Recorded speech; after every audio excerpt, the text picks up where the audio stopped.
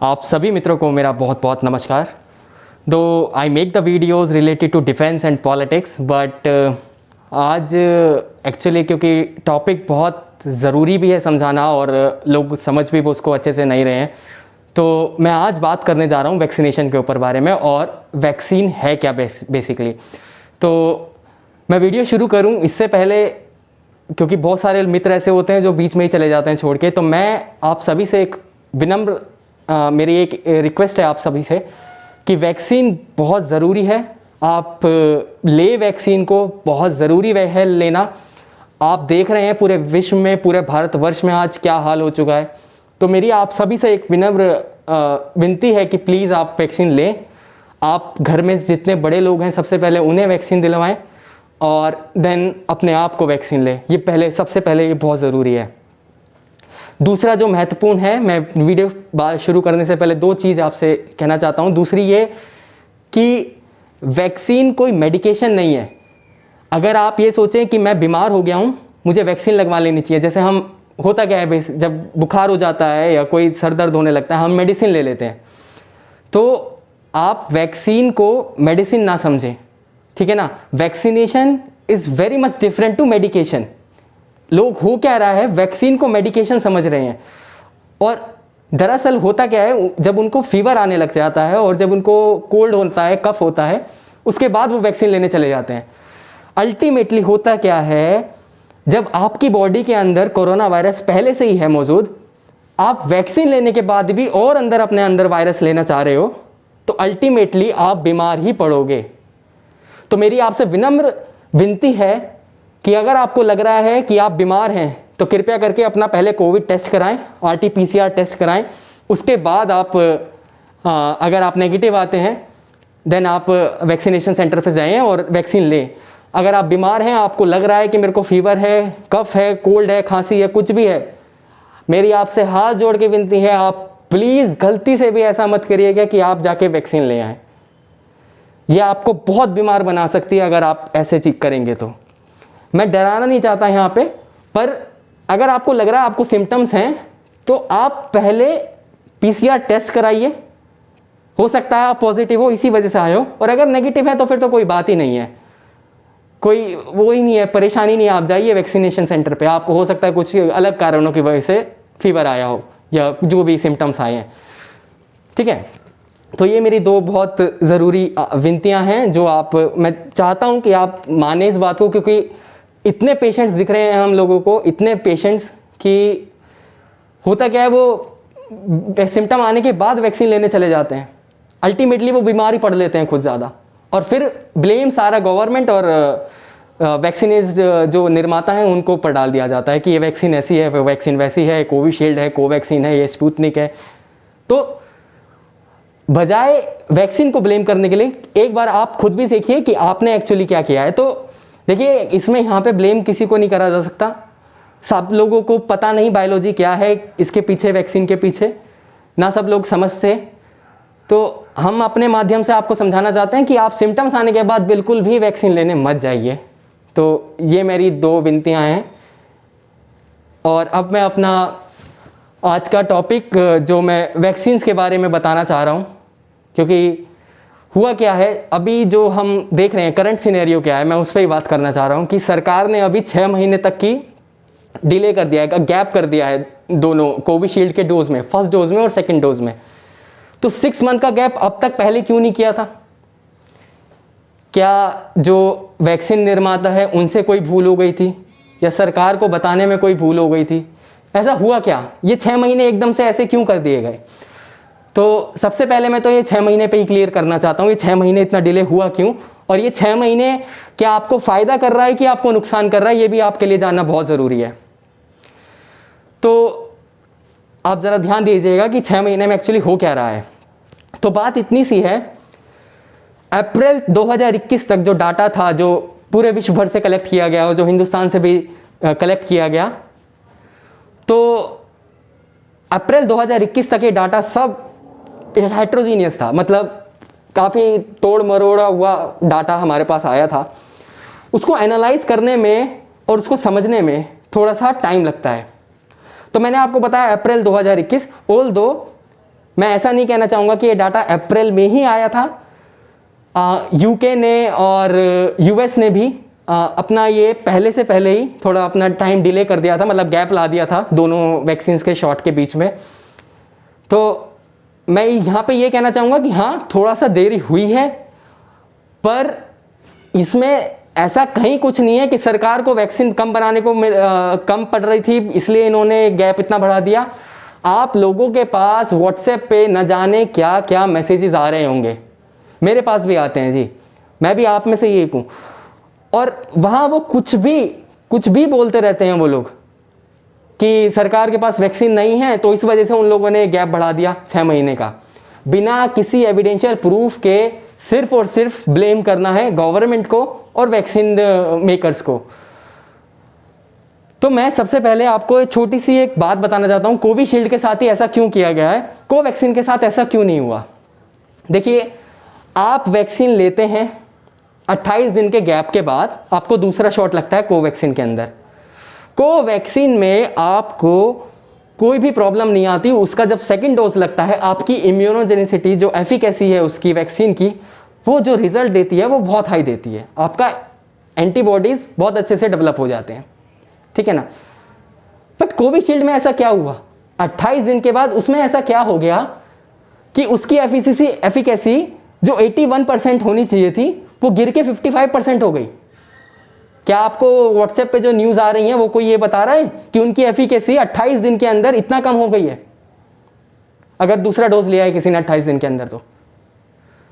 तो मैं आपको अभी एक बात समझाना चाहता हूं कि कोविशील्ड वैक्सीन एक्चुअली है क्या और ये काम कैसे कर रही है, और क्यों सरकार ने 6 महीने का एक्सटेंशन किया है, या 12 वीक्स टू 6 मंथ का जो एक्सटेंशन किया है, 12 to 18 वीक्स, जो कि बहुत अच्छा है। और मैं कहता हूं ये देर आए दुरुस्त आए वाली बात है। मेरे आपको ये नहीं बोलना चाहता कि ये कुछ गलत है, ये जो कुछ हो रहा है सिर्फ और सिर्फ आपकी भलाई के लिए हो रहा है। सरकार आपको कहीं कोई नुकसान नहीं पहुंचाना चाहती, वैक्सीन निर्माता आपको कहीं कोई नुकसान नहीं पहुंचाना चाहते। ऐसा नहीं है कि आप ठीक हो जाएंगे जल्दी से जल्दी और वो आपको 6 महीने का डिले कर रहे हैं, ऐसा बिल्कुल भी नहीं है, आप बेफिक्र रहिए। ज़रूरी बात क्या है मैं आपको समझाता हूँ।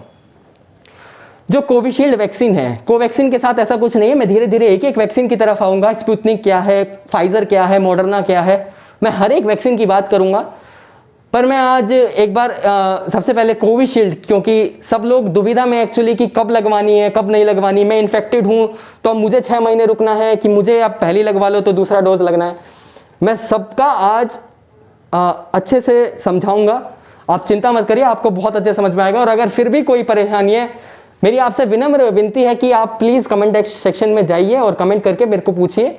मैं अपनी पूरी कोशिश करूँगा, जितना मुझको नॉलेज है, जितना मैं समझता हूँ आज, जितना मैं आज तक पढ़ा हूँ, मैं पूरी कोशिश करूँगा अपनी तरफ से कि मैं आपकी पूरी हेल्प कर सकूँ। और अगर मेरे से फिर भी नहीं होगी, मेरे पास काफ़ी साइंटिस्ट हैं जानने वाले और डॉक्टर्स भी हैं हमारे बहुत, हम उन लोगों से आपका थ्रू कांटेक्ट करवा सकते हैं। आप बेफिक्र रहिए, आपको जो भी प्रॉब्लम लगती है आप आके कमेंट में सेक्शन में बोल दीजिए। तो मैं कोविशील्ड वैक्सीन की बात कर रहा था। कोविशील्ड वैक्सीन एक्चुअली है क्या, तो वैक्सीन समझना बहुत जरूरी है। अभी वैक्सीन के आप ऊपर पहले बहुत लेक्चर सुन चुके होंगे, वैक्सीन है क्या और क्या काम करती है, तो उसमें मैं नहीं जा रहा। हम सीधा बात करते हैं कोविशील्ड है क्या। देखिए, आप सभी जानते हैं वैक्सीन के अंदर एक जो आपका एक कोरोना वायरस है, इसका एक पार्टिकल है, ठीक है ना। और आपने बहुत सुना होगा स्पाइक प्रोटीन बहुत चल रहा है, ठीक है ना। आप मीडिया में भी सुन रहे होंगे, आप हर जगह सुन रहे होंगे। तो मैं उनके बीच में अब नहीं पढ़ने वाला, क्योंकि ये वीडियो बहुत बड़ा हो जाएगा, मेरे को इतना बड़ा वीडियो नहीं बनाना है। तो कोविशील्ड में एक्चुअली है क्या और ये क्यों टाइम पीरियड इतना बढ़ाया गया है। कोविशील्ड वैक्सीन जो कोरोना वायरस है उसका जो स्पाइक प्रोटीन है, कोरोना वायरस एक आरएनए जेनेटिक मटेरियल रखता है अपने पास, सिंगल स्ट्रैंडेड आरएनए उसका जेनेटिक मटेरियल है। तो एक्चुअली होता क्या है, इस आरएनए से बनते हैं प्रोटीन्स। तो कोरोना में सपोज इतना बड़ा अगर आरएनए है तो इतना रेंज उसका जो ऊपर का आप वो गोल गोल सा देखते हो वो बनाता है, ठीक है ना, न्यूक्लियोप्रोटीन जिसे बोलते हैं। इतना रेंज सपोज मान लीजिए आप, वो जो स्पाइक्स हैं जो वो उसके कांटे से खड़े हुए हैं, ठीक है ना, वो बनाता है। और जो बाकी का सिस्टम है वो उसका एनवलप और उसके अंदर का जो फंक्शनरीज सिस्टम्स है, वो जो कुछ एंजाइम्स प्रोड्यूस करने हैं, उसके पॉलीमरेज वगैरह, आप उस सब चीज़ें में मत जाइए, वो सिर्फ बनाता है। तो आपको क्या देखना है, इस आरएनए का ये छोटा सा हिस्सा जिसके अगेंस्ट जो क्या बनाता है, स्पाइक प्रोटीन्स बनाता है, जो उसके वो धारी धारी आपने देखे होंगे ऊपर निकले हुए हैं, ठीक है ना, उन्हें हम स्पाइक प्रोटीन्स बोलते हैं, वो कोरोना वायरस के ऊपर है। तो अब हुआ क्या, साइंटिस्ट ने क्या किया, ये एमआरएनए जो है इसको काटा, इसको डीएनए बनाया। इन विट्रो स्टडी होती है और ये कैसे बनाया जाता है, इसका ही बहुत बड़ी प्रक्रिया है, ज़्यादा बड़ी भी नहीं है, थोड़ा सा ही है, बट मॉलिक्यूलर बायोलॉजिस्ट इसे बखूबी जानते हैं और वो अच्छे से कर पाते हैं। आपको उसकी टेंशन की ज़रूरत नहीं है कि हर चीज़ बहुत अच्छे से हुई है, वैक्सीन बहुत अच्छे से बनाई गई है। तो एमआरएनए का वो जो पार्ट है जो क्या बनाने वाला है, स्पाइक प्रोटीन बनाने वाला है, उसको डीएनए में बनाया गया। पहले उसको काटा गया, उस छोटे से पार्ट को लिया गया, उसको डीएनए में बनाया गया, ठीक है ना। वो डीएनए बनाने के बाद अब डीएनए को कैसे भेजूं मैं आपके बॉडी में, आप बताइए। अब मैं डीएनए को अगर ऐसे बाहर निकाल लूंगा, वो डीएनए खराब हो जाएगा, ठीक है ना। मुझे वो डीएनए किसी बायोलॉजिकल सिस्टम में देना ही पड़ेगा। और यहाँ पे हमने क्या बायोलॉजिकल सिस्टम यूज़ किया है, हमने यूज़ किया है चिंपांजी में जो इन्फेक्शन करता है और जो दिखता है हमको, एडिनो वायरस। इसे हम चिंप एडिनो वायरस बोलते हैं, जो कि एक कैरियर है। कैरियर मतलब जो आप, जैसे आपको एक स्थान से दूसरे स्थान पे जाना है, तो आपको कौन लेके जाएगा, या तो आप बस से जाओगे, मेट्रो से जाओगे, ठीक है ना, या आप ऑटो कर लोगे, या आपके पास खुद का व्हीकल होगा तो आप उससे जाओगे। सेम डीएनए के साथ है। मेरे को ये माल, सपोज मैं कोरोना हूं और मुझे आपकी बॉडी में ये जो आरएनए है ये भेजना है, ये जो अब मैंने डीएनए बना लिया, भेजना है, कैसे भेजूंगा, तो मुझे भी कोई ना कोई कैरियर चाहिए होगा, मुझे कोई व्हीकल चाहिए होगा जिसके थ्रू मैं ये भिजवा सकूं आपकी बॉडी में। और यहाँ वो व्हीकल है chimp adeno virus. Chimp adeno virus क्या करता है, चिंप एडिनो वायरस में हमने ये जो छोटा, ये जो डीएनए अब स्पाइक प्रोटीन का, ये डीएनए जाके जोड़ दिया। चिंप एडिनो वायरस के पास अब आपका स्पाइक प्रोटीन का डीएनए है, ठीक है ना। कोरोना वायरस के स्पाइक प्रोटीन का डीएनए किसके पास आ गया है, चिंप के पास आ गया है, चिंप एडिनो वायरस के पास, ठीक है। ये चिंप एडिनो वायरस मैं कहाँ देता हूँ, अब मैं डायरेक्ट आपकी बॉडी में नहीं दे रहा, पहले मैं ये चिंप एडिनो वायरस, क्योंकि मुझे प्रोडक्शन अपना बहुत ज़्यादा करवाना पड़ता है, मैं ये उठा के ह्यूमन एम्ब्रियोनिक किडनी सेल्स में डालता हूँ। ये एक सेल लाइन होती है, सेल लाइन क्या होता है वो भी आप उस पर मत जाइए। मुझे, क्योंकि अब मैं वैक्सीन निर्माता हूँ, अगर मान लीजिए, तो मुझे सिर्फ एक वैक्सीन बनाने से नहीं काम होगा, मुझे बहुत सारे वैक्सीन चाहिए होंगे। तो बहुत सारे वैक्सीन बनाने के लिए बहुत सारे वायरसेस चाहिए होंगे, बहुत सारे वायरस में वो सेम डीएनए भी चाहिए होगा। मैं कितने कितने कोरोना वायरस उठा कर लाऊंगा, ऐसा नहीं होता। हम क्या करते हैं, ये जो एडिनो वायरस है अब मेरे पास, इसे उठाएंगे और HEK29 सेल को इन्फेक्ट कर देंगे, बस। अब जो काम करेगी HEK29 सेल कर लेगी और आपका एडिनो वायरस कर लेगा। एडिनो वायरस जैसे ही आप HEK29 सेल में डालते हो, जो कि एक रिकॉम्बिनेंट सेल है, अब रिकॉम्बिनेंट डीएनए क्या रहता है वो भी मैं आपको, उस पर भी मत जाइए। ये पूरा बायोटेक्नोलॉजी है, ये पूरी बायोटेक प्रोसेसिंग है, क्या होता है क्या नहीं होता वो सब आप मत जानिए। आप सिर्फ इतना जानिए कि ये HEK29 जो सेल है ये ह्यूमन एम्ब्रियोनिक किडनी है। ह्यूमन का जब मेल स्पर्म और फीमेल एग सेल जब फ्यूज करते हैं, फर्टिलाइज करते हैं, तो डेवलपमेंट होने के बाद, जाइगोट के बाद एम्ब्रियो बनता है, ठीक है ना। तो एम्ब्रियोनिक किडनी सेल्स को हमने आइसोलेट कर रखा है, उनकी एक सेल लाइन है, मतलब काफ़ी सारे सेल्स हैं एक जैसे, ठीक है ना, उनका जेनेटिक कंटेंट सिमिलर है, उसे हम सेल लाइन बोलते हैं। तो हमारे पास ये HEK29 नामक सेल लाइन है। आप जाओगे तो आपको रिसर्च लेबोरेटरीज में दिख भी जाएंगे, आप पूछोगे HEK29 सेल्स कैसे होते हैं, वो आपको दिखा भी देंगे अंदर, आपको वहाँ पे, अगर आपको अथॉरिटीज़ हैं रिसर्च लेबोरेटरीज में जाने के लिए। तो हमने क्या किया, ये एडिनो वायरस जिसके पास डीएनए था, हमने ये इस सेल में डाल दिया और उसके बाद इस सेल को कर दिया इन्फेक्ट। अब इस सेल के बच गए 12। इस सेल के पास, क्योंकि ये रिकॉम्बिनेंट है, इसके पास एक ऐसे प्रोटीन है जो कि हेल्प करते हैं एडिनो वायरस को रेप्लिकेट करने में। रेप्लिकेट का मतलब होता है 1 से 2, 2 से 4, 4 से 8, 8 से 16, ऐसे करके ये अपना नंबर बढ़ाते रहते हैं। इसे बोलते हैं रेप्लिकेशन का प्रोसेस, ठीक है ना। तो HEK29 सेल जो कि एक रिकॉम्बिनेंट सेल है, हेल्प कर रही है एडिनो वायरस को, जो हमारे बनाए हुए एडिनो वायरस है, जिसमें हमारा डाला हुआ स्पाइक प्रोटीन का डीएनए है, वो मल्टीप्लाई कर रहा है, मल्टीप्लाई करता है, इन्फेक्ट करता है, उसके बाद सेल लाइसिस करके बाहर आ जाते हैं वायरसेस। या अगर अंदर भी हैं तो एक्चुअली इसका मुझे भी नहीं पता वो प्योरीफिकेशन प्रोसेस कैसे होता है, बट वो आपको भी जानने की जरूरत नहीं है और मुझे भी अभी इतना नहीं पता कि उसमें प्योरीफिकेशन कैसे करते हैं, वो वायरस को आइसोलेट कैसे किया जाता है। बट इतना मैं बता देता हूँ, वायरस इन्फेक्ट करने के बाद उसी में रेप्लिकेट करता है और अपने नंबर्स बढ़ाता है, उसके बाद उसको प्यूरिफाई कर लेते हैं। वायरस इसका काफ़ी सारा नंबर अब आपके पास मौजूद है, ठीक है ना। अब आप अपने वायरस तैयार करते हैं, आपके पास कोविशील्ड वैक्सीन तैयार हो गई है। ये कोविशील्ड ही है जो मैं आपको बता रहा हूँ, ये एडिनो वायरस इसके अंदर है। आपकी बॉडी में जो यहाँ लेफ्ट हैंड पे जो आपको वैक्सीन का डोज दिया गया है, उसमें एडिनो वायरस हैं जो कि क्या रखे हुए हैं, कोरोना वायरस का डीएनए रखे हुए हैं। अब आप सोचो, आपकी बॉडी में एक और वायरस दे दिया एक वायरस को खत्म करने के लिए, तो भाई साहब वो आपकी बॉडी में रेप्लिकेट नहीं कर सकता और ना ही वो आपको इन्फेक्ट कर सकता। आपको सिर्फ और सिर्फ डीएनए दिया जा रहा है जो कि अंदर जाएगा और अपना काम करेगा। कैसे काम करेगा वो भी बता देता हूँ। इंजेक्शन देने के बाद जब जैब लगता है आपको, उसके बाद होता क्या है, ये सेल्स डीएनए हमारे ह्यूमन सेल्स में छोड़ देते हैं। यहाँ पे जो ह्यूमन सेल्स होंगे, जो कोशिकाएं होंगी ह्यूमन की, मानवीय कोशिका जो होंगी, उनमें अंदर डीएनए चला जाता है, एडिनो वायरस छोड़ देता है अंदर।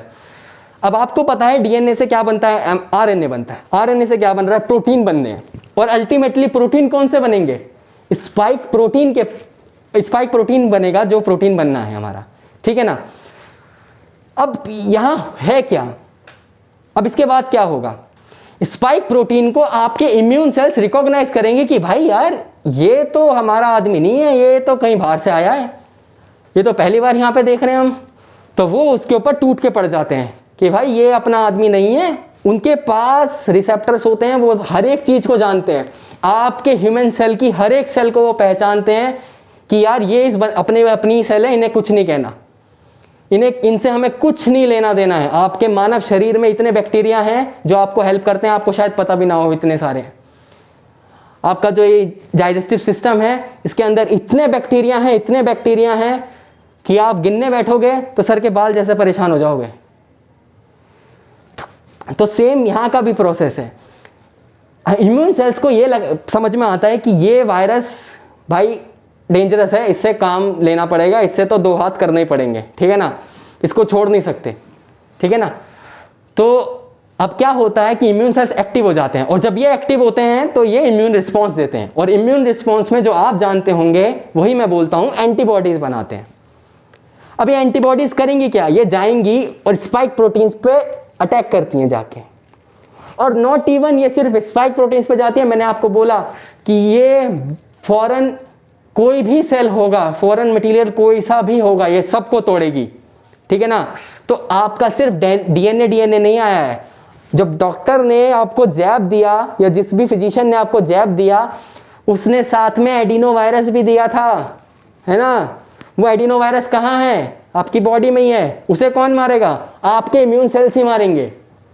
अब हो क्या रहा है कोविशील्ड में, आपके इम्यून सेल्स ने स्पाइक प्रोटीन्स को तो खत्म किया ही किया जो सार्स कोरोना वायरस के थे, एडिनो वायरस को भी वो पहचान लिए कि भाई ये भी बाहर का आदमी है, इसके अगेंस्ट भी एंटीबॉडीज बनाओ। आपके इम्यून सेल्स ने इनके अगेंस्ट भी एंटीबॉडीज बनाई, जो आपको कोई ये जो व्हाट्सएप पे फालतूगिरी चल रही है, कोई नहीं बोलने वाला कि वो एडिनो वायरस भी मार दिया है। जो एडिनो वायरस कैरियर था, जो आपका व्हीकल था जिससे आप आ रहे थे अभी कहीं तक, वो व्हीकल में ही पंचर हो गए हैं, अब वो व्हीकल चलने लायक नहीं रहा है। तो कैसे करें, अब ध्यान से सुनिएगा। जब आपके शरीर में एंटीबॉडीज बनते हैं, तो कोरोना वायरस के केस में यह देखा गया है कि वो एंटीबॉडीज 6 महीने तक रहते हैं शरीर में, ठीक है। कोविशील्ड के साथ हुआ क्या, जैसा मैंने आपको बताया कि एडिनो वायरस भी इन्होंने खत्म कर दिया, ठीक है ना। डीएनए तो डीएनए, एडिनो वायरस भी गया। आपकी बॉडी में एंटीबॉडीज हैं। अब अगर आप सोच के देखें, आपकी बॉडीज में एक एंटीबॉडी है, एंटीबॉडी वाई शेप के होते हैं, ओके, ऐसे समझ लो आप, वाई शेप के। ये 2 सर होते हैं, एक नीचे ये पूंछ सी समझ लो आप, ये वाई शेप की ऐसी रहती है एंटीबॉडी। आपने डीएनए तो डीएनए, एडिनो वायरस भी तो उड़ा दिया था। अब 28 दिन के बाद, और एंटीबॉडीज कितना महीने रह रही हैं, 6 महीने रह रही हैं। 28 दिन के बाद अगर जैब लोगे, आपको लगता है कि एडिनो वायरस बचेगा? अंदर जाते ही एंटीबॉडी जो एकदम हाइटेंड रिस्पॉन्स दिखाएगी, रैपिड रिस्पॉन्स होता है, आपको पता है, एक बार एंटीबॉडी बन जाए तो इतना रैपिड रिस्पॉन्स होता है, इसी वजह से आपको पोलियो नहीं होता। आप पोलियो ड्रॉप्स पिए होंगे बचपन में, पोलियो हुआ क्यों नहीं? जब भी पोलियो का वायरस आपकी बॉडी में आया है ना, जब ऐसा मत समझना पोलियो वायरस नहीं आया, पोलियो वायरस हर बार आया होगा, पर आपके अंदर बचपन में ही आपने जो पोलियो ड्रॉप्स पिए हैं 5 साल तक 2 बूंद, ठीक है ना, 2 बूंद जिंदगी की, उन्होंने किया क्या? एंटीबॉडीज बना दिया आपके उसमें। अब एंटीबॉडीज कर क्या रहे हैं बेसिकली? सॉरी, तो एंटीबॉडीज कर क्या रहे हैं बेसिकली? वो आ रहे हैं और आपके एडिनो वायरस पे चिपक गए। उन्होंने एडिनो वायरस को डीएनए छोड़ने ही नहीं दिया आपकी सेल में। वो आए, उन्होंने पहचान लिया, भाई ये तो फिर आ गया, इसे तो मारो। और ये ऐसे ही करते हैं, जब पिटने के बाद दोबारा आता है ना, तो इतनी बुरी पिटाई होती है कि जिंदगी भर के लिए भूल जाता है कि इसके शरीर में नहीं आना है भाई। ऐसा है आपका इम्यून सिस्टम, एक बार मारने के बाद कदम नहीं रखता दूसरा सेम वायरस हो चाहे बैक्टीरिया हो, ऐसी कांप जाती है उनकी। तो होता क्या है उसके बाद, आपने एडिनो वायरस तो उसके लिए अगेंस्ट एंटीबॉडी बना लिए, 28 दिन के बाद जैब लिया और जाके एंटीबॉडी चिपकवा ली। अब वो जो जैब लिया था 28 दिन के बाद, जो कि आपकी इम्यूनिटी रिस्पॉन्स को बूस्ट अप करने वाला था, उसने किया क्या? कुछ भी नहीं किया, वो आया और खत्म हो गया। ना तो वो डीएनए दे पाया, ना वो डीएनए आपकी सेल में जा पाया, ना उसके प्रोटीन बने। ठीक है ना, ये प्रॉब्लम आ रही थी जिसके डाटा कलेक्ट किए जा रहे थे। देखिए, मैं आपको बहुत विनम्र तरीके से एक बात समझाना चाहता हूं, मेरी बात समझिएगा आप, कि वैक्सीन बनाना बच्चों का खेल नहीं है। दूध गर्म जैसा नहीं है कि दूध लाए मार्केट से, अपने पतीले में डाला और गैस स्टोव ऑन कर दिया और दूध गर्म, बस हो गया, पी लो अब चीनी डाल के। ठीक है ना, लोगों को साल 10 साल 20 साल लग जाते हैं एक वैक्सीन ड्राइव करने में, और 20 साल तो कम बोल रहा हूँ, बहुत लंबा प्रोसेस चलता है ये महामारी देश में ऐसी आ गई है, इस विश्व में ऐसी आ गई है कि अगर आपको 20 साल के रुकने के लिए बोलते ना, आपने देखा क्या हाहाकार मचा हुआ है।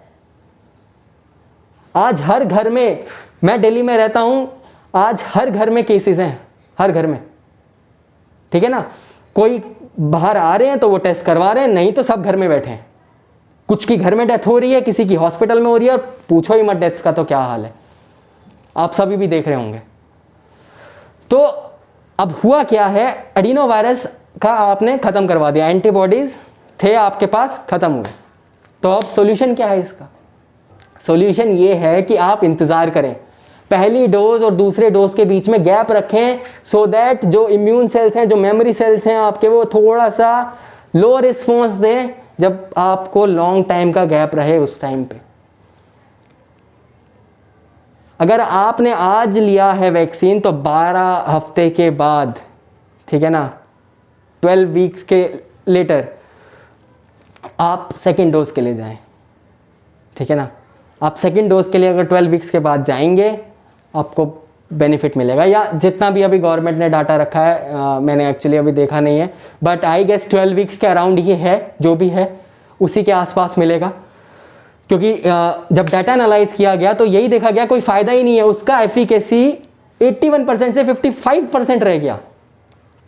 आप एक देखिए, एक साइंटिस्ट, मैं आपको बताऊं, अपना भी मैं मास्टर्स ग्रेजुएट हूं, हम लोगों को कोई भी अगर सफलता मिलती है ना, या कुछ भी हम काम कर रहे होते हैं डेडिकेशंस के साथ, तो पता है अगर उसका यूज़ ढंग से ना हो ना, हमें सेटिस्फेक्शन नहीं मिलते। और आपके साथ भी, आप भी जो भी जॉब करते होंगे ना, आपको भी सेम होता होगा कि यार मैं इससे बेटर कर सकता हूं, आप लगे रहते हैं उसके पीछे जब तक आप बेटर नहीं कर पाते उसको, और जब कर देते हैं तब जाके आपको कहीं सेल्फ सेटिस्फेक्शन मिलती है। और सेल्फ सेटिस्फेक्शन बहुत ज़रूरी है, नहीं तो आप रात भर दिन रात सोचते रहोगे यार क्या कर सकते हैं क्या नहीं कर सकते।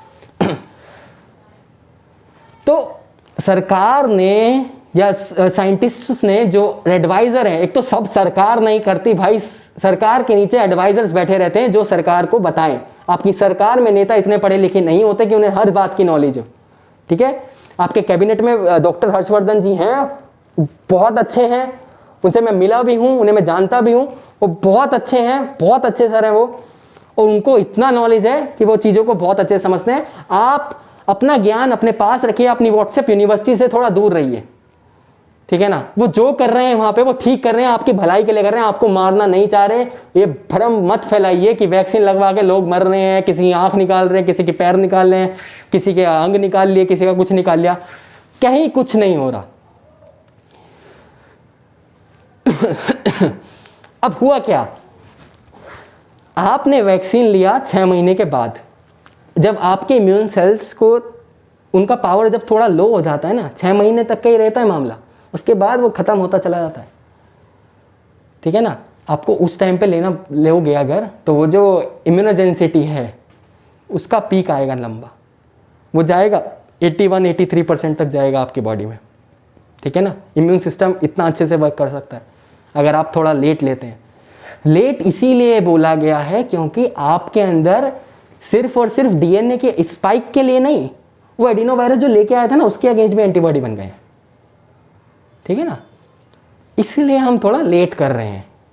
लेट करने का इससे कोई भी वास्ता नहीं है कि हिंदुस्तान में वैक्सीन कम है। हाँ, प्लस पॉइंट है कि हाँ वैक्सीन कम थी तो उन लोगों को भी मिल जाएगी जो आज मर रहे हैं हॉस्पिटल्स में वैक्सीन, ठीक है ना, आज उन लोगों को भी मिल सकती है। और मैं आपको एक और बात बोलना चाहता हूँ, देखिए सरकार के ऊपर ब्लेम कर देना है, कंपनीज के ऊपर ब्लेम कर देना कि वो वैक्सीन नहीं बना पाए, आपको मैं बता देता हूँ विश्व में वैक्सीन सबसे ज़्यादा निर्माण करने वाली कंपनी कोई है तो भारतवर्ष में है, सीरम इंस्टीट्यूट ऑफ इंडिया ही है जो आपकी कोविशील्ड वैक्सीन बना रही है। 9 करोड़ एक महीने में बनाने की क्षमता है, बना रही है, 24 घंटे 7 दिन काम चल रहा है लैब्स में। आप लोगों का क्या है, घर पे बैठ के कुछ भी बोल देना, ठीक है ना, और समझ कुछ है नहीं, पता कुछ है नहीं, बस बोलो। देखिए अगर नॉलेज नहीं होती ना तो चुप रहना ही बेस्ट समझता हूं मैं तो, और अगर है तो आप शेयर करिए, हम मना नहीं करते। आप आइए प्लेटफॉर्म पे और शेयर करिए चीज़ों को, जब तक शेयर नहीं की जाती तो नॉलेज किसी काम की नहीं है, हम तो यही कहते हैं। देखो अब दूसरी बात तो ये हुई मेरी, ये कोविशील्ड की क्यों 6 महीने का डिले किया गया है, ठीक है ना। यही एकमात्र कारण है कि टाइम पीरियड इसीलिए ही बढ़ाया गया है और दुनिया का कोई भी कारण नहीं है, ठीक है। जनवरी फेब में एक लैंसेट का आर्टिकल आया था, आई गेस उन्होंने भी डाटा दिया था जिसके बेसिस पे ही यूके ने फेब में ही आई गेस उन्होंने अपना कोविशील्ड का, इसका टाइम एस्ट्राजेनिका का, ये दोनों सेम ही है, ओके, तो वो टाइम पीरियड उन्होंने बढ़ा दिया था। यहाँ थोड़ा लेट हुआ बट देर आए दुरुस्त आए, ठीक है। क्योंकि देखो आप ऐसा नहीं कि वहाँ हो गया तो यहाँ क्यों नहीं किया। अब मेरे से आप ये भी सवाल पूछ सकते हैं, देखिए आपका इम्यून सिस्टम उनके इम्यून सिस्टम से अलग है ना, अंग्रेज बोलते हो ना उन्हें, अलग हैं वो, आप अलग हो, टाइम लगता है चीज़ों को एनालाइज करने में, ठीक है। आप कैसे हो, उनका खाना पीना कैसा है, आपको ही पता है ना, तो इसलिए टाइम लगता है चीज़ों को समझने में। महामारी आई है, महामारी को महामारी जैसा समझो, ऐसा हुआ मत बचाओ कि भैया सरकार ने कुछ तो यहाँ पे भ्रम फैला दिया लोगों के दिमाग में, लोग मर रहे हैं भाई, जिनके जा रहे हैं एक बार उनसे पूछो क्या हाल है उनका, कोई भ्रम नहीं फैलाया, बीमारी है भाई। आप आइए हमारे से कांटेक्ट करिए, हम आपको लैब में ले चलेंगे, आपको भेज बैठा देंगे, थोड़ी देर आपको बैठना है तो एक बार देख लीजिएगा आप भी कैसा दिखता है वो वायरस। जो वहाँ पे बैठ के 1 साल तक लगे रहे 24 घंटे 7 दिन साइंटिस्ट और जितने पीएचडी स्कॉलर्स थे, हमारे भी एक स्कॉलर्स थे उसमें कोवैक्सीन में, ठीक है, नाम वाम लेना उचित नहीं समझता मैं, पर हमारी यूनिवर्सिटी से ग्रेजुएट थे वो, ठीक है। तो 24 घंटे 7 दिन वो लगे रहते थे वहाँ पे, और आप लोग को ये लग रहा है कि कुछ है ही नहीं, कोई महामारी ही नहीं फैली हुई, मजाक बना रखा है लोगों ने। जनवरी से हम भी देख रहे थे 2021 में जनवरी से हो क्या रहा था, आए जगह इलेक्शंस हो गए हैं, कोई धरने पे बैठ गया, कोई कुछ कर रहा है, अभी भी देख लो क्या हो रखा है वहाँ पे। क्यों गैदरिंग करनी है यार, सारी दुनिया को पता है महामारी फैली हुई है, हम लोगों को क्यों नहीं समझ में आ रहा। और गलती सरकार करे जो करे, ठीक है, ओके, छोड़ दो मुझको, अपना भी तो कुछ समझो यार। सरकार हर 5 साल में आपके पास मौका मिलता, आपको बदलनी हो बदल देना, जिंदगी नहीं मिलेगी यार 5 साल में 2 बार।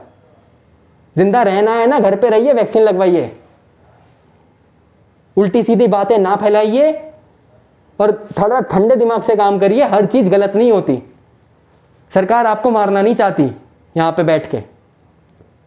एक महामारी आई है, एक बीमारी आई है, बीमारी को बीमारी की तरह समझा जाए। दूसरी बात, मैं वैक्सीन के रिलेटेड ही एक बोलना चाहूँगा। एक लोगों में बहुत भ्रम है कि भैया कोविशील्ड अच्छी है कि कोवैक्सीन बहुत अच्छी है। मेरे से कई लोगों ने सवाल पूछा, तो भाई मेरे कोविशील्ड भी अच्छी है, कोवैक्सीन भी बहुत अच्छी है। उनको बनाने वालों ने इतने प्यार से बनाई है ना कि आपको कुछ नहीं होने देगी, ठीक है ना।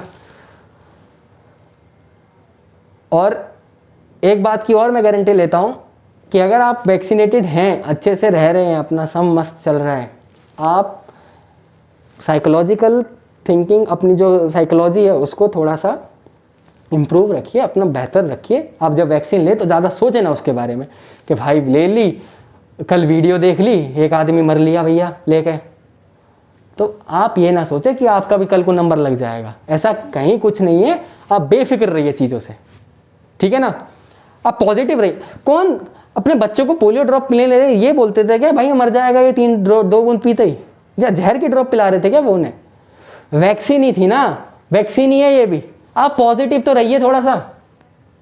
मैं देख रहा हूँ आसपास नेगेटिविटी है, बट वैक्सीन रिलेटेड चीज़ों को मत आप क्रिटिसाइज करिए कि भाई इससे वो हो रहा है, इससे फलाना हो रहा है, इससे वो हो गई, फलानी हो गई, ढिमकानी हो गई, जो भी है, ये चीज़ें ठीक नहीं है, ठीक है ना। वैक्सीन आपको जिंदा रखने के लिए बुलाया, यही है, आप लगवाइए और जिंदा रहिए, वरना लगे जाइए उस वो एक नेता है जी, बस बीजेपी की वैक्सीन उन्हें नहीं लगवानी, ना लगवाएं वैक्सीन, आपको पता भी नहीं चलेगा कब में लगवा लेंगे वो वैक्सीन, ठीक है ना। वही नेता थे जब वैक्सीन आई थी तब ये बोल रहे थे कि ये तो अभी रिव्यूड भी नहीं है, फेज 3 का ट्रायल का रिजल्ट कहाँ है? मैं हूँ फेज 3 का ट्रायल का रिजल्ट, भाई देख लो मेरी शकल, ठीक है ना। ये बैठा तुम्हारे सामने फेज 3 ट्रायल का रिजल्ट। आप लोगों ने भ्रम फैला दिया बस, पहले तो भ्रम फैला दिए, अब जब वैक्सीन कम पड़ रही है, अरे वैक्सीन ला क्यों नहीं रहे, लाओ लगाओ।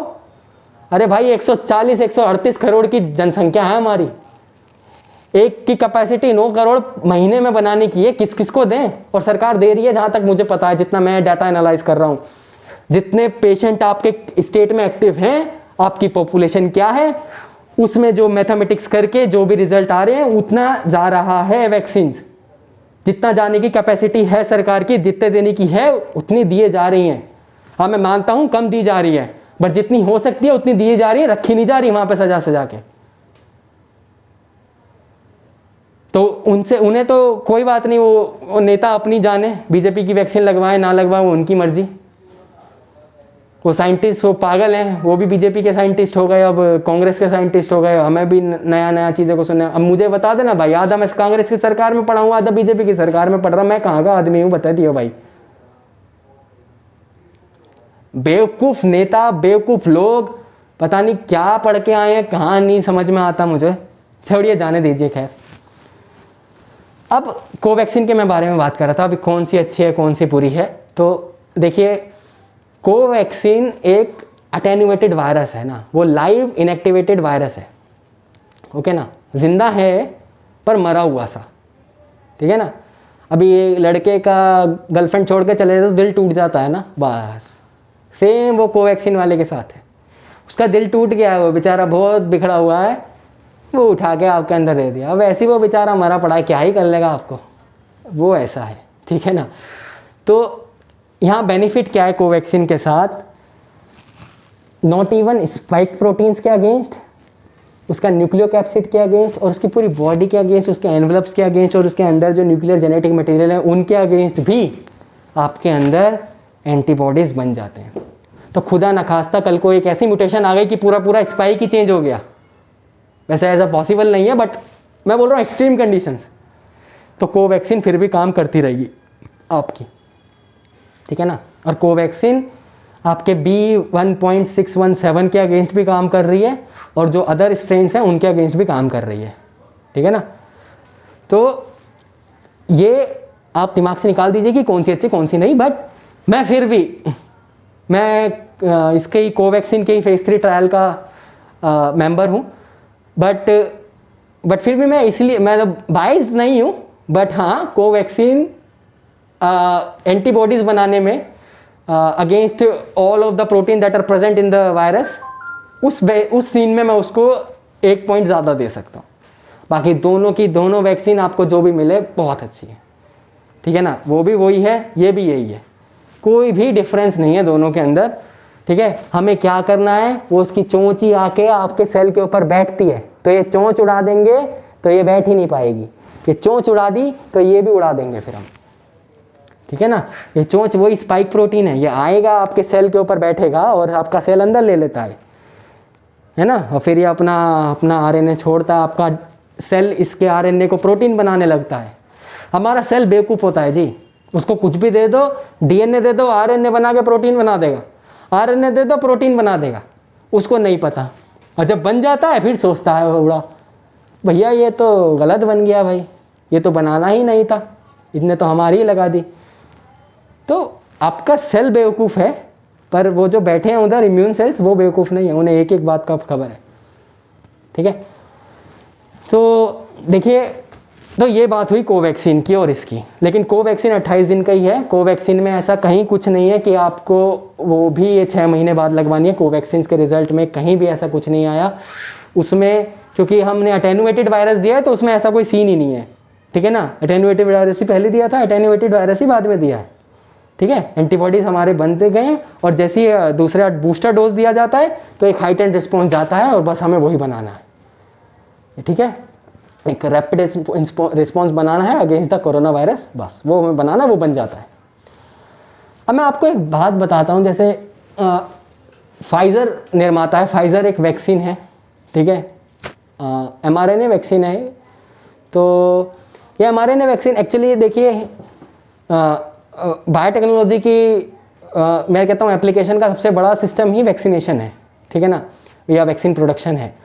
उसमें mRNA वैक्सीन हिस्ट्री में आपको ये जान की खुशी होनी चाहिए, मतलब हमारे विश्व में कितना तरक्की कर रहा है और हम लोग कितना तरक्की कर रहे हैं। आज भारत के पास इंडिजीनियस अपनी एक कोवैक्सीन है, भारत वैक्सीन, और अभी जाइडस वालों की डीएनए वैक्सीन आने वाली है, जून में आई शायद वो कर देंगे। और कोवैक्सीन का भी इनका भारत बायोटेक का भी नेजल स्प्रे अभी मार्केट में आने वाला है। और ये DRDO ने भी इनके साथ आपके ICMR के साथ 2-डीऑक्सी ग्लूकोज भी अब शैशे आज लॉन्च हो गया है, तो बस अब मिलने लगेगा आप लोगों को। बहुत अच्छा है वो भी शैशे।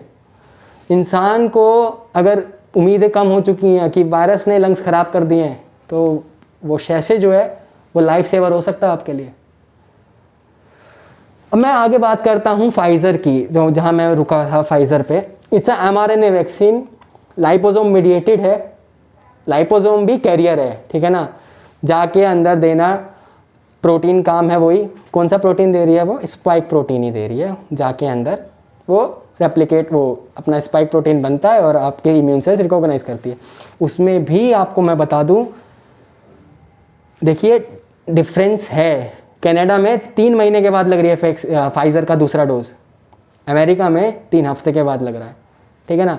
तो चीज़ें अलग अलग हैं और डिपेंड करती है human to human, immune system to immune system, और आपका जियोग्राफिकल रीजन क्या है उस पर भी बहुत चीज़ें डिपेंड करती हैं। आप कहाँ रहते हैं, क्या खाते हैं, कैसे रहते हैं, उन सब चीज़ों पे डिपेंड करती हैं चीज़ें, ओके। तो यस mRNA में आप जितने भी भाई अपने जो मेडिकल साइंसेस से हैं, देखिए शुरुआत तो हुई है, mRNA could be the future, ठीक है, mRNA vaccine.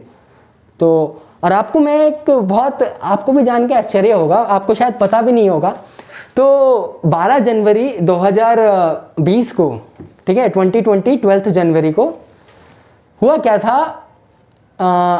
SARS corona virus का जो DNA सीक्वेंस है वो पब्लिश हुआ, चाइना ने किया।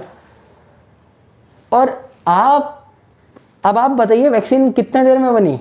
मॉडर्ना ने 24 घंटे में उन्होंने वैक्सीन दे दिया था, उन्होंने ट्रायल के लिए मांग ली थी परमिशन, 24 आवर्स के अंदर उन्होंने mRNA वैक्सीन रेडी कर लिया। पता है आपको, स्पाइक इसके अगेंस्ट सीक्वेंस मिलते ही हम लोग सिंथेसाइज कर सकते हैं, वो हमें पता है कैसे करना है, ठीक है ना, हमारे पास सिंथेसाइज टेक्निक्स हम क्या होते हैं हम सब जानते हैं, पर सिर्फ 24 घंटे में, ठीक है ना। आज मेडिकल साइंस कहाँ है आप सोच भी नहीं सकते हैं, बट आप लोगों की सेफ्टी के लिए ही ट्रायल्स किए जाते हैं, run by run, run by run, run by run, हर जगह रनिंग होती है उनके, उसके बाद अप्रूवल मिलते हैं। बट यहाँ इमरजेंसी थी, महामारी फैली हुई थी, लोगों को यही समझ में नहीं आ रहा है। महामारी के टाइम पे भाई अगर उसे 20 साल बढ़ा देते पूरी दुनिया खत्म हो जाती भाई। आप हो जिंदा, मैं भी जिंदा हूँ, हम वैक्सीनेटेड ही हैं, आप में भी से भी कुछ लोग वैक्सीनेटेड होंगे, और जो नहीं है आप जाइए, स्लॉट में टाइम लग रहा है कोई बात नहीं, घर पे रहिए, जैसे ही मिले जाइए, जहाँ भी मिलता है जाइए फटाफट लगवाइए, ठीक है। आपको 900 रुपये देने में, देखिए आप अगर दे सकते हैं, मैं कहता हूँ आप दे के जाइए, ठीक है, अच्छे से लगाएंगे, एकदम बढ़िया तरीके से समझाएंगे नर्स से बैठ के, ओके। लेकिन आप इम्यूनाइज्ड हो जाएंगे उस वायरस के अगेंस्ट, ठीक है ना, वो बहुत ज़रूरी है आज के टाइम पे।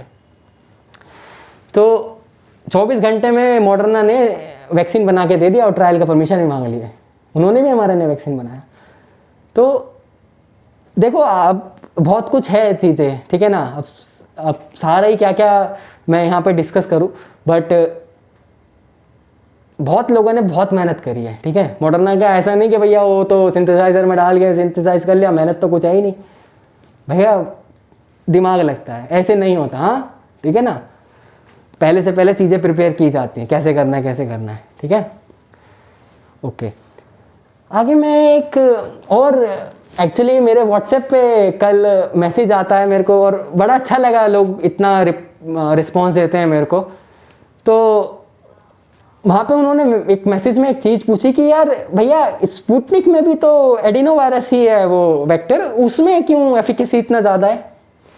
और मैं मतलब जब उन्होंने क्वेश्चन पूछा तो मैं बहुत खुश हुआ पहले तो, फिर उसके बाद काफ़ी लोगों ने और भी सेम पूछा कि स्पुतनिक अब आ रही है, उस स्पुतनिक भी तो शायद एडिनो वायरस एसोसिएटेड ही है।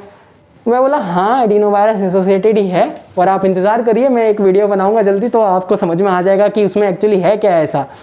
स्पुतनिक कोविशील्ड से बेहतर किस मामले में निकल गई वो मैं आपके सामने पेश करता हूँ कि चिम्प एडिनो वायरस था, एडिनो वायरस उसमें कोविशील्ड में बूस्टर डोज में भी चिम्प ही था, नॉर्मल में भी चिम्प ही था। यहाँ पे स्पुतनिक एक कदम आगे निकल गई, उसने क्या किया, जो सबसे पहली डोज दी गई उसमें उसने अलग ह्यूमन एडिनो वायरस रखा, ठीक है, ह्यूमन एडिनो वायरस है, चिम्प नहीं है, ह्यूमन एडिनो वायरस है। और जब दूसरी डोज लगती है उसकी, तब उन्होंने वहाँ पे ह्यूमन एडिनो वायरस, दूसरा एक नया ह्यूमन एडिनो वायरस, क्योंकि एडिनो वायरस ऐसा नहीं कि एक ही है, काफ़ी सारे हैं, जैसे सार्स आपने भी देखा होगा, सार्स कोवी 2 नाम है, यानी सार्स कोरोना वायरस पहले भी था, ये दूसरा है।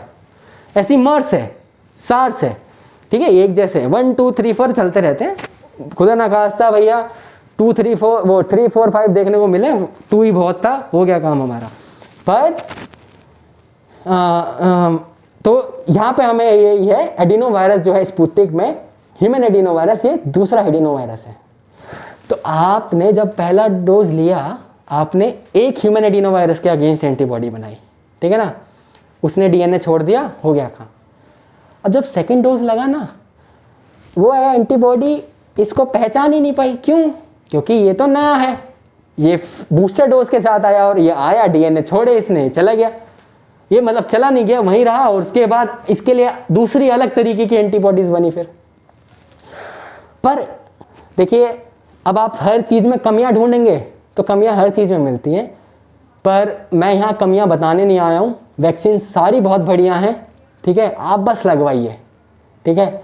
आप ये मत सोचिए कि कोविशील्ड वालों के दिमाग में ये बात नहीं आई क्या, उन्होंने क्यों नहीं कर सकते। देखिए ह्यूमन एडिनो वायरस के साथ भी अलग अलग केसेस हैं, ठीक है ना, तो मैं यहाँ कमियां बताने नहीं बैठा हूँ, मैं यहाँ फ़ायदे बैठाने बैठा हूँ। कमियां आप ये मत सोचिए कि इसने तो बताई नहीं कुछ तो बहुत भयंकर चीज़ होगी, ऐसा कुछ नहीं है। देखिए इंडियन पॉपुलेशन है, आपको पता है कितनी है, और हो सकता है कि आप पहले इन्फेक्ट हो गए हो ह्यूमन एडिनो वायरस से, ठीक है ना, हो सकता है कि आपको पहले इन्फेक्शन आ गया हो कभी बचपन से लेके अब तक एडिनो वायरस का। आपकी बॉडी में अगर एडिनो वायरस गया तो फिर तो पहली उसमें जो पहली डोज बनेगी उसमें ही हाइटेंड रिस्पॉन्स चला जाएगा, वो तो फटाफट मार देगी उसको, काम ही नहीं करेगी स्पुतनिक आपके अंदर। बस इतना सा फर्क है, अगर आप पहले एडिनो वायरस से इन्फेक्ट हो चुके हो तो वो काम नहीं करेगी। इसलिए कोविशील्ड जो है कुछ सोच समझ के ही भारत के जो वैज्ञानिक हैं उन पे थोड़ा सा आप विश्वास रखिए, ठीक है।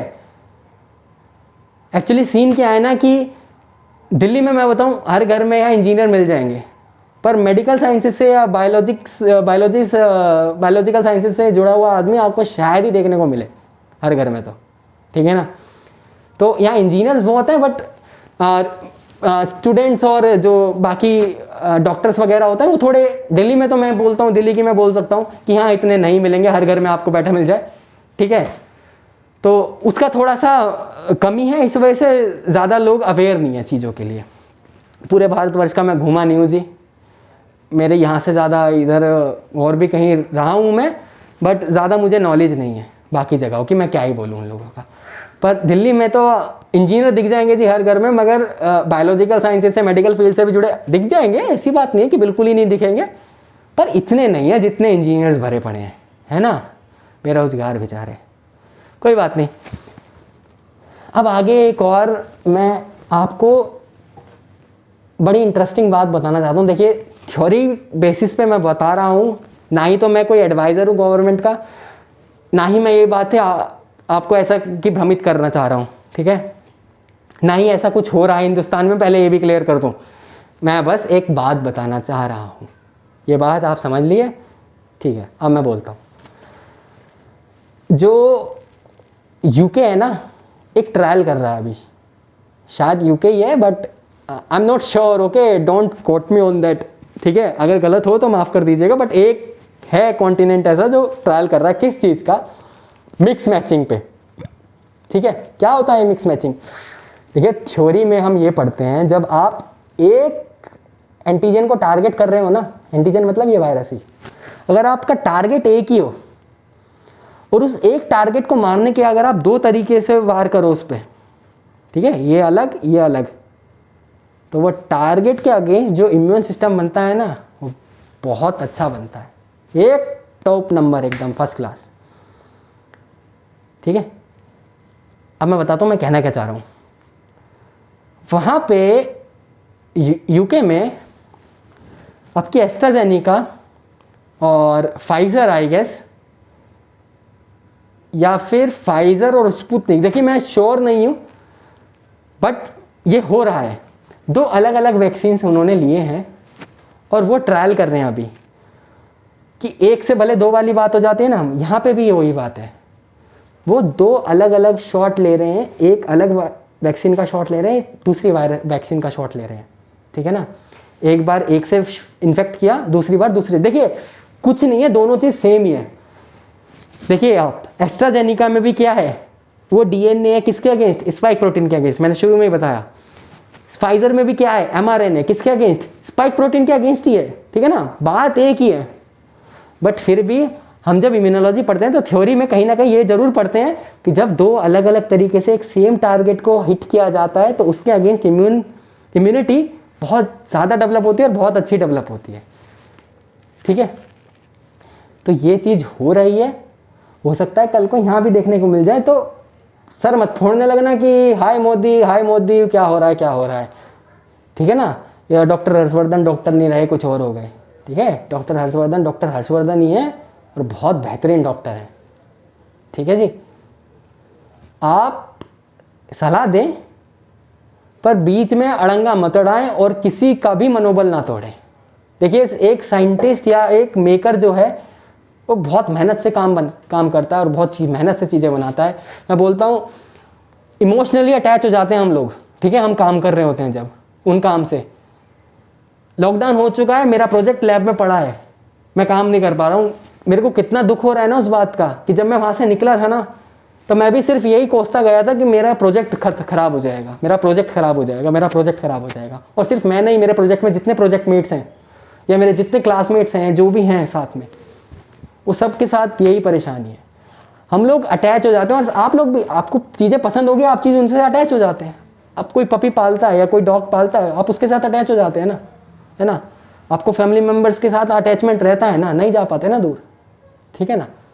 या कभी कभी निकल लिए तो मन करता है वापस मिलने का, है ना। ऐसा तो नहीं भैया बाहर है सुख सैन से जी रहे हैं, भैया सबको याद आती है जब गला, वही है, गला सबका सूखता है, प्यास सबको लगती है, सब आते हैं वापस। तो हम लोगों को भी बहुत इमोशनल अटैचमेंट रहती है इन सब चीज़ों से। तो किसी के लिए ना सही, हमारे लिए ही आप भ्रम ना फैलाएं लोगों में।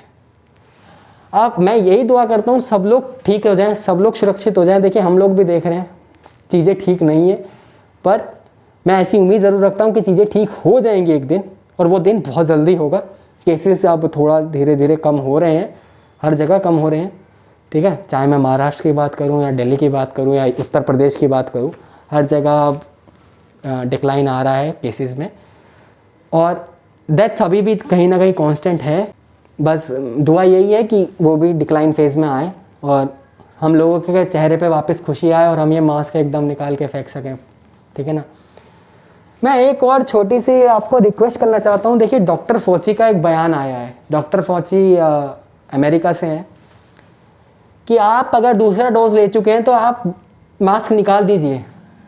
140 करोड़ की आबादी है आपकी सर, आप भूल के भी मत निकालिएगा, ठीक है ना। हमें नहीं पता, वो अमेरिकी लोग हैं, सोचने दो उन्हें, जो कर रहे हैं वो उन अपने लिए कर रहे हैं। हमारे यहाँ हमारी सरकार ने या उनके एडवाइज़र्स ने ऐसा कुछ भी एडवाइजरी नहीं जारी करी है जिसमें ये लिखा हो कि आपको सेकंड डोज लग जाए तो मास्क उतार दीजिए। अरे भाई आप मास्क पहले ही नहीं पहनते थे, ठीक है। कोई जोर नहीं पड़ रहा आपको मास्क पहनने के लिए, आपकी ज़िंदगी बच रही है और आपके सामने वाले की ज़िंदगी बच रही है, आपको वो देखना चाहिए, ठीक है ना। तो किसी और की देशों में क्या हो रहा है आपको अपने देश से फ़र्क पड़ना चाहिए, किसी और के में क्या हो रहा है आप मत ही झांके उनकी थालियों में, ठीक है ना। वो लोग अपना चला लेंगे, हम लोगों को अपना चलाने दीजिए। ज्ञान देने वाले बहुत हैं, लेकिन कभी किसी से पूछो कि भैया इसमें कर क्या सकते हैं ना, तो सब चुप हो जाते हैं। ऑक्सीजन खत्म हो गई थी ना, चिल्ला पड़े, सबने हल्ला हल्ला कर लिया, तो फिर हुआ क्या।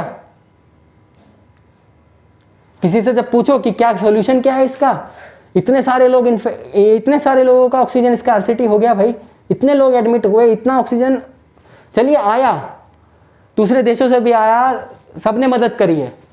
टाइम लगता है यार, एक दिन में सब नहीं होता यार, 1 महीने में हुआ है जितना है। अब दिल्ली में तो जी सफिशिएंट हो चुका है जी, ऑडिट हो गया। यहाँ तो नाम सुनते ही सब 576 मेट्रिक टन पे ही रुक गए भाई साहब। अब पहले कितना मांग रहे थे, 900 के ऊपर पहुँच गए थे जनाब। फिर जब सुप्रीम कोर्ट से ऑडिट का डंडा आया तो हो गया जी। फिर अभी पता है क्या बोले सिसोदिया साहब, बोले ले लो, भरी पड़ी है, दिल्ली से ऑक्सीजन चाहिए तो ले लो, इतनी अब हमारे पास। और परसों ही रो रहे थे यहाँ पे बैठ के कि दिल्ली से ऑक्सीजन नहीं मिल रहा, दिल्ली को ऑक्सीजन नहीं मिल रहा। ये दोहरी राजनीति, मैं कहता हूँ इंसान की जान बख्श दो भाई, मत करो खेलिए, बख्श दो उसकी जान, वो खतरे में है आज, लगे पड़े हैं बस। एक सरकार को ब्लेम करना, मैं कहता हूँ करिए, आपको जितनी राजनीति करनी कर रही है, आपका काम है, आप विपक्ष में, और इंडिया में अगर नहीं करोगे तो और कहाँ करोगे भाई। कौन सा मुल्क आपको आज़ादी देता है ये सब करने की, फिर कहाँ इतनी अच्छी डेमोक्रेसी है जो आपको इंडिया में देखने को मिलती है, ठीक है। यहाँ अगर एक नेता दूसरे ने तो गाली भी दे देता है ना, तो फिर संसद में खाना उसी के साथ खाता है आराम से बैठ के कैंटीन के अंदर, ठीक है। इतना वो नहीं होता, आप ज़्यादा सीरियसली मत लीजिएगा ये चीज़ें को। पर ये होता क्या है ना, एक राजनेता जब ये मीडिया में आके बोल देता है ना, तो जो उसको सपोर्ट करने वाले लोग हैं ना, उनके दिमाग में कहीं ना कहीं कुछ गड़बड़ होती है। फिर दूसरे के नेता के दिमाग सपोर्टर्स में गड़बड़ होती है, भैया गड़बड़ हो गई, ये तो बीजेपी की वैक्सीन है, कहीं ईवीएम में ये बीजेपी ना बटन दबा दे या कुछ और ना हो जाए। ऐसा कुछ नहीं होता, आप लोग शांति से बैठिए। देखिए तो अब दूसरा एक बहुत अहम सवाल एक और आया कि इन्फेक्टेड पर्सन है तो वैक्सीन कब लेनी चाहिए, 6 महीने बाद ही लें कि पहला डोज ले लें और 6 महीने का इंतज़ार करें। देखिए अभी भी कन्फ्यूजन है लोगों को। तो देखिए अगर आप इन्फेक्ट हुए हैं तो मैं ये मानता हूँ 3 से 4 महीना आप रहिए आराम से, कोई दिक्कत नहीं। जो इन्फेक्ट नहीं हुए हैं ना, उनको वैक्सीन मिले तो बेहतर है, ठीक है। आप रह सकते हैं घर पे। देखिए सरकार ने ये ज़रूरी नहीं करा है कि आप लोग नहीं लगवा सकते वैक्सीन, पर मेरा कहना ये है आपके अंडर एंटीबॉडीज़ हैं, आप रिकवर हो चुके हैं, तो आप इंतज़ार करिए, 4 महीने 5 महीने इंतज़ार करिए, कोई दिक्कत नहीं होगी। उसके बाद लगवाइए, 6 महीने का फिर गैप करिए, 12 हफ्ता का फिर गैप करिए, दूसरा डोज लीजिए, कोई प्रॉब्लम नहीं है, ठीक है ना। लगवा भी ली तो भी कोई दिक्कत नहीं है, आपको लगवानी है लगवा लीजिए, कोई प्रॉब्लम नहीं है, हम किसी को फोर्स नहीं कर रही, गवर्नमेंट किसी को फोर्स नहीं कर रही। नहीं तो अगर कर दिया तो फिर रो पड़ेंगे कि भैया इसकी जान प्यारी है और मैं फिर से इन्फेक्ट हो गया। तो देखिए मैं कहता हूँ आज के टाइम में अगर आप कोरोना से इन्फेक्ट होकर रिकवर कर गए ना, एक नंबर ज़िंदगी है भाई आपकी, ठीक है ना। अगर आप इन्फेक्ट हुए हो और रिकवर कर गए हो, बेस्ट है। उससे अच्छी तो वैक्सीन कोई है ही नहीं। फिर घर पे बैठिए आराम से चिल मारिए, लोगों को लगने दीजिए लाइनों में, आप बाद में लगना, 4 महीने का इंतज़ार करिए। मैं यही कहना चाहता हूँ। बाकी ये आपके अंदर है, आप जिस डॉक्टर से सलाह लेना चाहते हैं उससे सलाह लीजिए, वो जैसा बोले आप ऐसा करिए। बट अगर आप वैक्सीनेट हो जाते हैं, अगर आप रिकवर हो जाते हैं, आपको इन्फेक्शन था, तो आप जाइए प्लाज्मा डोनेट करिए। मैं आपसे विनती करता हूँ कि आप प्लाज्मा डोनेट ज़रूर करिएगा, ठीक है ना। तो ये थे कुछ पहलू जो मैं आपके सामने शेयर करना चाहता था कि टाइम पीरियड क्यों बढ़ाया है सरकार ने, ये वैक्सीन्स क्या हैं और कितना पावर है बायोटेक्नोलॉजी में, ठीक है ना। जो 24 घंटे में वो तैयार हो गए थे कि हम कराना चाहते हैं। और मॉडर्ना के वैक्सीन है जी, है ना। ऐसा नहीं कि वो चौड़े मुँह के बोल दिया और उसके बाद चुप बैठ गए। वैक्सीन है उनका, mRNA वैक्सीन उनका भी है, मॉडर्ना का, जिन्होंने फेज़ 3 ट्रायल्स अपने 24 घंटे के अंदर की परमिशन ले ली थी, ठीक है ना। मैंने बोला जनवरी 12 को चाइना ने पब्लिश किया, 13 को वो रेडी थे, ठीक है ना। तो इतनी पावर है इस फील्ड में। तो मैं तो यंग एंथुसियास्ट को बोलता भी हूँ कि आइए इस फील्ड में आइए, बहुत कुछ है करने को, ये फील्ड बहुत अच्छा है, फ्यूचर है, लेकिन मेहनत करनी है भाई। आके यहाँ पे बस वो रट के 2 सवाल के सॉल्यूशन दे दिया, कुछ नहीं होगा। आइए मेहनत करिए, बहुत कुछ है, ठीक है ना। तो मैं बस इतना ही कहना चाहता था। और ये मिक्स मैच वाली चीज़ बहुत बढ़िया है, कल को हो सकता है यहाँ भी लगवा लें लोग, कि एक कोवैक्सीन लगवा ली और इधर कोविशील्ड लगवा ली, पॉसिबल है। बट सरकार अभी ऐसा कुछ नहीं कर रही है, ट्रायल हो रहे हैं। तो हर चीज़ ट्रायल पे बेस्ड होती है, बिना ट्रायल किए कुछ नहीं होता है ना। सबके ट्रायल होते हैं, साल 1.5 साल 2 साल चल रहे हैं ट्रायल, फिर आपके पास आए हैं वो, ठीक है ना। तो आप बेफिक्र रहिए, आपको जो दिया जा रहा है अच्छे से ही दिया जा रहा है, आप चिंता मत करिए उस चीज़ के लिए। और बस यहीं मैं अब शांत हो जाता हूँ, अपने वाणी को विराम देता हूँ। बहुत बहुत धन्यवाद मेरे से जुड़ने के लिए। जय हिंद, वंदे मातरम।